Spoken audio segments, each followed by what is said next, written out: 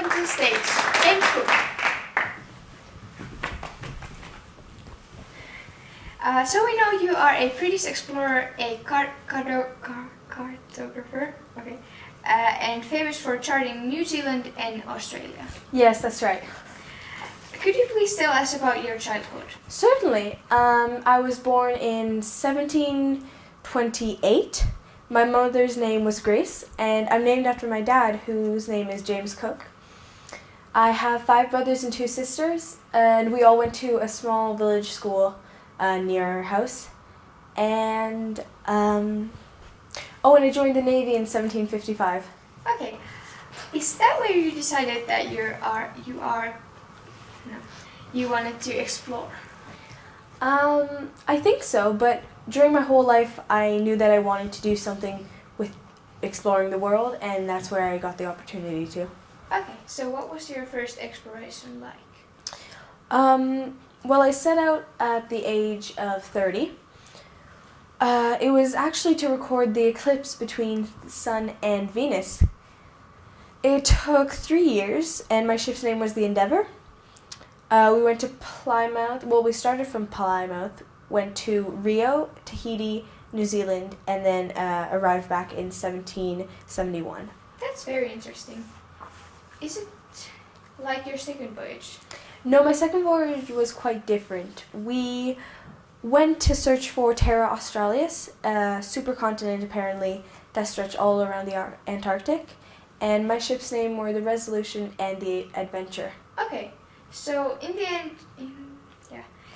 end, did you find Terra Australis? Unfortunately, no. We found out that it didn't exist. So was the exploration still worth it?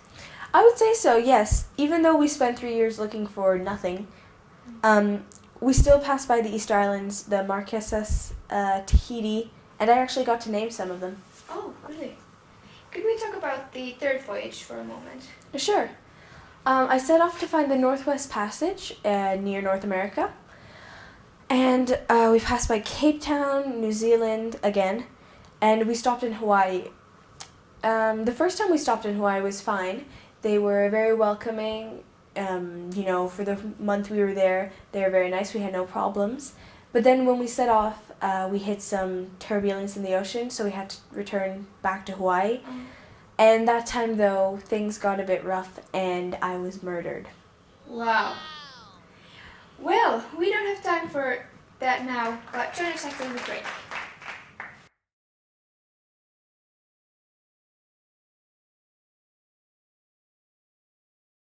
Almost 150 years ago, nothing of Africa was known for the Europeans. It was only the coast that was known by the European in Africa. David went to Africa as a missionary, trying to convert African people into Christians. Dr. Livingstone, what a pleasure to have you. Let's come to the questions. Dr. Livingstone, what was your first job and when? I was 10 years old and worked with my brother John. We worked for like 12 hours, 6 days a week. It was very hard. 3 out of 4 were kids on the factory. Where and where were you born? And where did you live as a kid? I was born in Scotland on March 19, 1813. And I lived in a small apartment with my brothers and sisters. Here's an obvious question. Why did you go explore Africa, Dr. Livingstone? Well, because I wanted the Europeans to know more about the continent Africa, because you see, Australia was explored before the inside, because you could say, of Africa was so. What did you do after you worked in the mine? Well, I was in school every day from 7 p.m. to 9 p.m. Now when you're talking about school, why are you called Dr. Livingstone?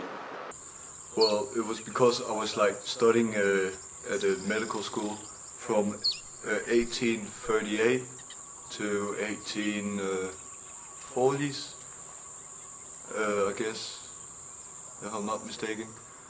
What's your wife's name? And do you have any children? My wife's name is Mary, and me and Mary will have 6 kids together. So. Were you the first white person to go coast to coast in Africa? Yes, I actually was. I was, as you said, the first white person to go coast to coast in Africa. Why do you think you will die and when? Well, I hope so. I will die here in Africa because, like, I really come to like the African people and the warm weather and stuff. And then sometimes it's cold, and that's just how it goes. Dr. Livingstone died on May the 1st, 1873. He was 60 years old.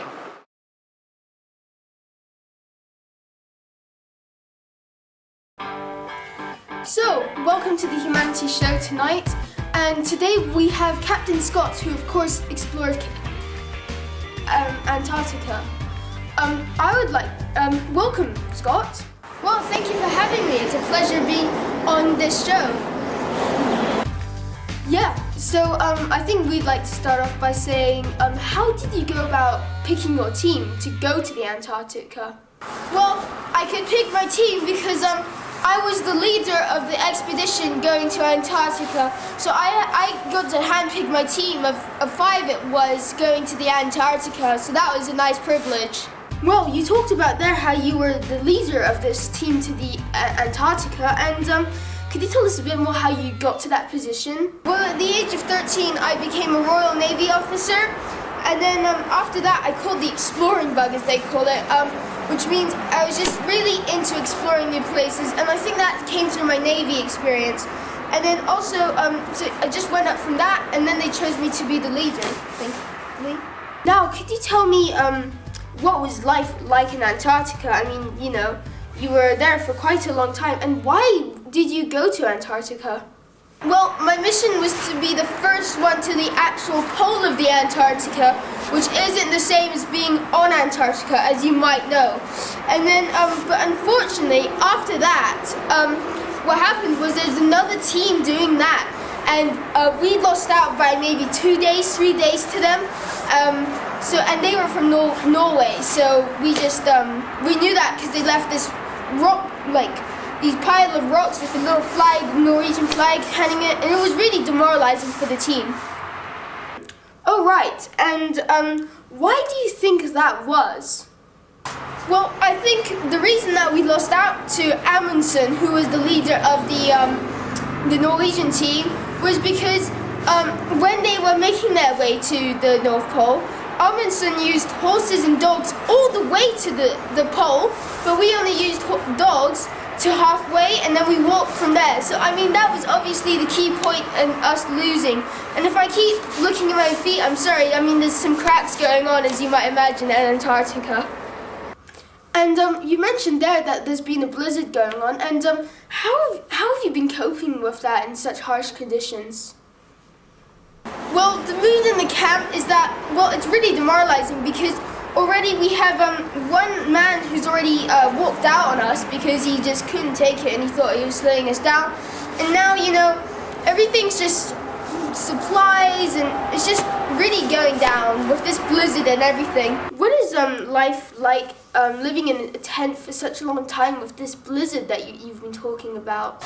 Well, living in a tent for such a long time, it's hard because I think that's partly why we're starting to be so demoralized, is because this huge storm that I haven't mentioned at the moment, you know, as you can see behind me, it's galing winds and really hard blizzard. I think this is the first time we've been out for quite a while, and so I mean it's really done, and it's annoying because the supplies are running low now, and it doesn't look like giving up, so we just gotta hang in there. So this sounds like a very hard and tiring life. So then why do you do it so much? This is your second expedition that you've just finished, so why you keep on doing it? Well, it isn't that bad because I grew up in the Navy background, which is a very hard times and just hard living. So I mean, I'm used to these kind of conditions, and so yeah, I don't want to be. And the reason that I want to be here in this huge storm, this, excuse me, is because I don't want to be having a normal day job or sitting around at home on the weekends. I want to be exploring these unknown places. I mean, look at it. Not many people, no one has gone here before apart from us and the Norwegians. So, I mean, it's very unusual. It's so cool, and it's not like being in England. You can't, even if you're on the telly now, you don't know what it's like to be here right now. It's a pleasure. And, well, so you left your wife and child alone and to go on and do this. I mean, why do it? I mean, surely you love your wife and child. Well, yeah, I mean, it's hard leaving your wife and child at home, but, I mean, like I said before, I mean, I think I kind of answered it in my last question, you know? I mean, family was a bonus for me when I always knew I was going to be growing up. And I wasn't really thinking about anything else. I was thinking about doing this kind of stuff. I was always going to be an explorer, I think, you know, or a Navy officer. And, you know, this is my life. This is fun, you know. Family's a bonus. And that's all we have time for tonight. And thank you, Captain Scott, for coming. And hope to see you next week. Tune in, because we have another interesting guest. And good night. Thank you.